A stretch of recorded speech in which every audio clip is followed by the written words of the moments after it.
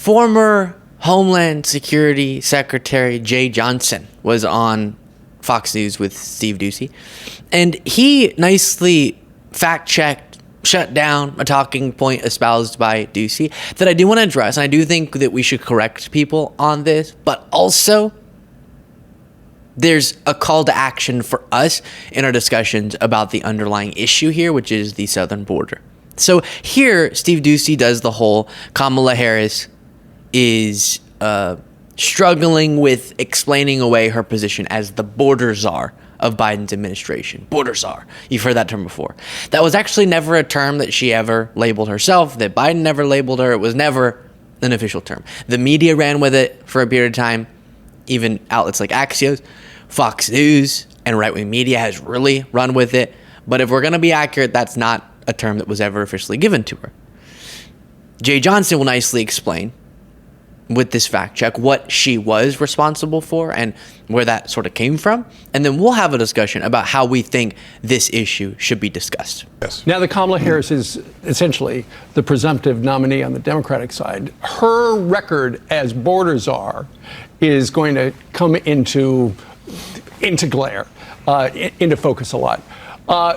Famously, she had this quip after asked about, is she going to go to the southern border? She said this, watch this, and then your reaction. Do you have any plans to visit the border? This whole thing about the border, we've been to the border. We've been to the border. You haven't been to the border. And I haven't been to Europe. Which is kind of a crazy answer. Well, first of all, border czar, the title, right, is the title the Republicans gave her. The White House, the president did What do not you give call her her that. then?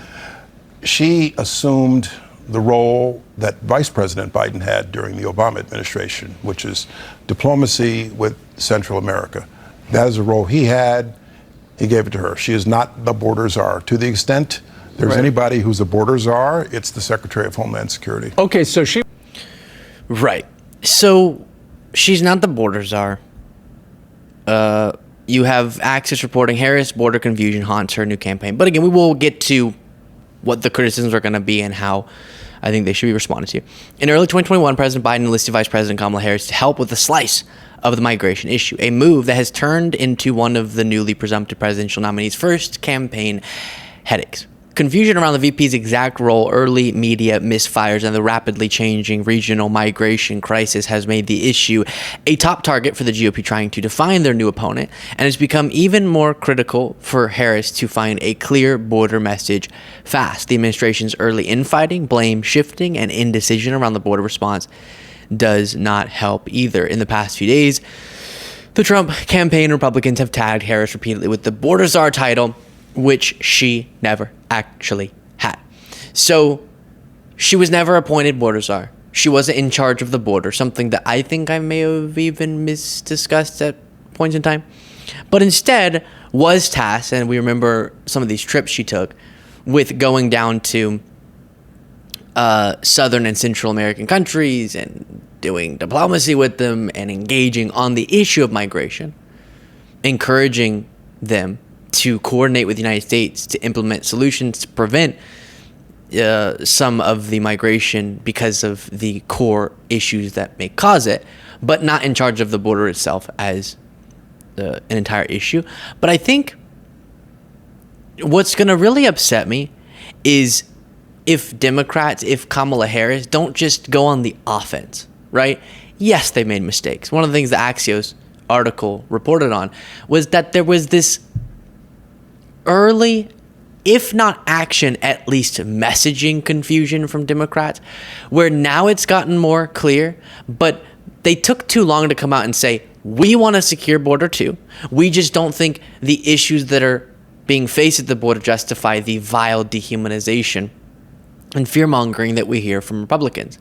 We think we should have a humane process and a secure process. We want to implement broader solutions to our immigration system, and that could come in the form of a comprehensive immigration reform package, something Republicans refuse to engage with, because if we implement solutions that do include investments in border security, but also should include expanding our legal immigration process so that the pathway to legal illegal immigration status is more effective, more efficient, that might allow for more lawful immigrants. And this seems to be something Republicans are upset by. They used to say, we're good with a lot of immigration, just has to be lawful, and then we restrict unlawful. Great.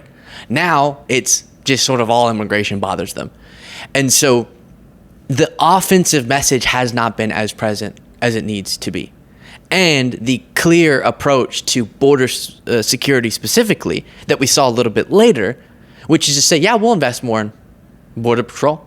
We'll do more to have technology on the border, making sure that things are being managed properly. Fentanyl scanners that haven't been implemented because Republicans blocked that border security bill, those sorts of things need to happen. And we can engage on that while also understanding the importance of lawful immigration, the beautiful richness that comes of our immigrant population, and how we shouldn't allow Republicans to demonize so many people because of their ambition to get people to go out and vote out of fear. So that should have been better, but it doesn't mean Republicans have had the right approach. And that contrast, especially lately, has become so clear, where Democrats actually got on board with this really once in a multi-decade sort of significant border security package, and Republicans shot it down because Trump wanted them to. Trump has been encouraging them to obstruct all solutions on the southern border so that Biden's hurt the most politically. And I'll remind you that while the message, like I said, hasn't been as clear as it should be, Biden did come into office, immediately introduce a proposal for immigration reform, and Republicans refused to engage with it. He's continued to propose increases to investments in border security in his budget.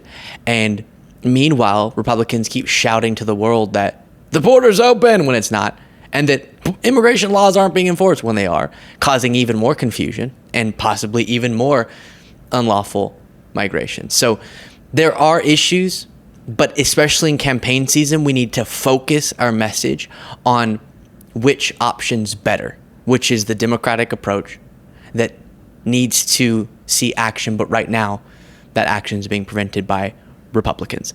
And you saw the End Wokeness account, strange, say the media is claiming that Kamala Harris was never Biden's border czar. Unfortunately for the regime, we have X. Here's the moment she got the title. So we're saying she was never titled border czar because that gives you an impression that she was in charge of the border, right? Border security, engaging with border patrol and managing the security and all that, whereas she was just interacting with countries, doing diplomacy. And you would think if they're fact-checking that debate, they would actually come with a clip of that term being used, but they didn't. I've asked her, the VP, today, because she's the most qualified person to do it, to lead our efforts with Mexico and the Northern Triangle and the countries that help. We're going to need help in stemming the movement of so many folks, stemming the migration to our southern border. I've asked her.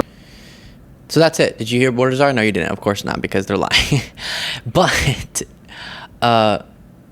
this is yet another example of when politics gets in the way of policy, which politics is supposed to be at the end of the day centering around policy. But we have a Republican Party that's so obsessed with obstruction, and they get celebrated for it, inducing political pain for your opposition above just solving problems, that as Biden has tried and Democrats have been open to working on solutions to address southern border related issues, like looking at root causes, something that should be focused on more, Republicans have just been having a heyday, completely oblivious to what might be causing the increased encounters at the southern border that have now come down since their peak. But oblivious to that, don't really care about that. They just want to point it at Biden, and they want to obstruct any solutions. And so all of the work, some of it has been effective, but a lot of it ends up proposals that get put out and ideas that be floated. It gets thrown out into a void because you need some bipartisanship, especially with a divided government, to get these sorts of things done. Let me know what you thought of that. Do you agree with my thoughts on how we discuss this issue? secure, and humane, promoting lawful immigration, etc., and making sure Republicans don't allow the American people to perceive them as the ones with a logical stance on this issue when they are the most excited about shooting down solutions on it. And you can tell me those things in the comments. And then if you want to get extra content daily, you can do so by clicking the join button below.